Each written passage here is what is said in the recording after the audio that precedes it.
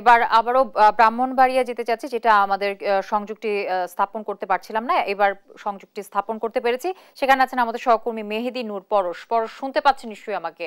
নূর, আপনার কাছে যে প্রশ্নটি ছিল যে আসলে বানভাসী মানুষদের উদ্ধারে প্রশাসনের পক্ষ থেকে কি ধরনের পদক্ষেপ নেওয়া হয়েছে এবং বানভাসীদের আসলে কি অবস্থা দেখছেন, সব মিলিয়ে চিত্রটা যদি আমাদের দর্শককে জানাতেন।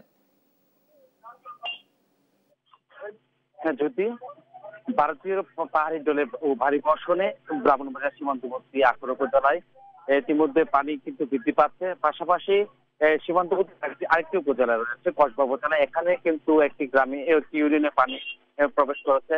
ফলে দুই উপজেলার প্রায় 60টি ইউনিয়নে 1200 পরিবার পানিবন্দী রয়েছে।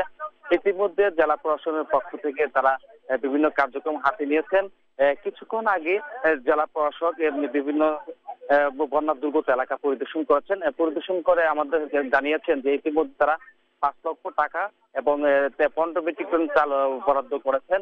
ইতিমধ্যে যেসব আশ্রয় কেন্দ্রে আশ্রয় নিয়েছেন এবং বন্যা দুর্গত মানুষরা, তারা তাদের মধ্যে তাদের কার্য বিভিন্ন খাবার ইতিমধ্যে তারা পৌঁছে দিচ্ছেন।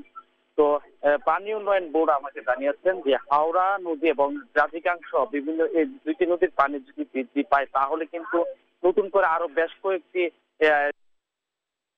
পানি প্রবেশ করবে। তো সে বন্যার সার্বিক বিষয় নিয়ে এ ছিল আমার কাছে সর্বোচ্চ।